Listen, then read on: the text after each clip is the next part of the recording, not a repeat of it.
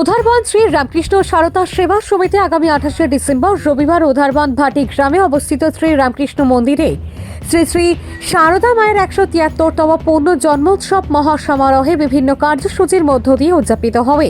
মায়ের উৎসবকে কেন্দ্র করে সাজিয়ে তোলা হচ্ছে মায়ের মন্দিরকে, চলছে জোর কদমে প্রস্তুতি।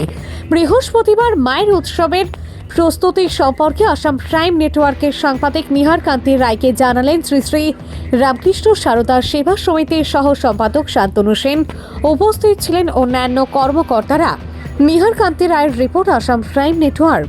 হচ্ছে যে এই অঞ্চলে আমাদের যে রামকৃষ্ণ সারদা সেবাশ্রম সংঘ, এটা অনেক দিন ধরে প্রতিষ্ঠিত হয়েছে এবং সারা বছর উদারবন্দের জনগণ উন্মুখ হয়ে থাকে এখানে অনুষ্ঠানের জন্য। এই অনুষ্ঠান সর্ববৃহৎ বার্ষিক উৎসব,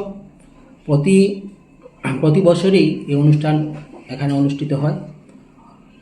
সমাগম হয় হাজার হাজার দর্শক ভক্তবৃন্দের। এবারও এর ব্যতিক্রম থাকছে না। সেই সঙ্গে প্রতি মাসে আমাদের বিভিন্ন রকমের কার্যক্রম থাকে, বিভিন্ন সেবামূলক কাজের সঙ্গে এই মিশন জড়িত। তো আগামী যে অনুষ্ঠান, সেই অনুষ্ঠান সূচিটা হচ্ছে 27 ডিসেম্বর শুরু হবে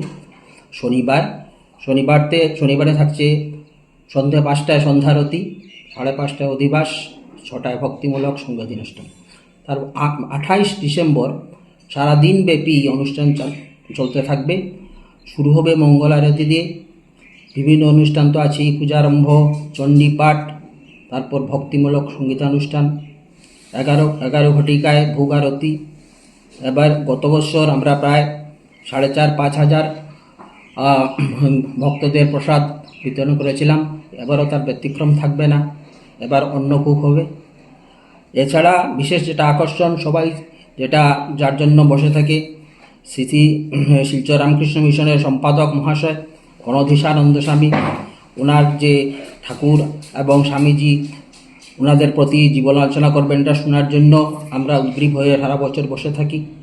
তার পরবর্তী কার্যক্রম 12টায় অঞ্জলি প্রদান, 12:15 যজ্ঞানুষ্ঠান, 12:30 প্রসাদ বিতরণ, সন্ধ্যার সময় সন্ধ্যারতি এবং সেই সঙ্গে সঙ্গীত সন্ধ্যারতির মধ্যে সঙ্গীত থাকে। সবশেষে 7টার সময় উৎসবের সমাপ্তি ঘোষণা। ধন্যবাদ।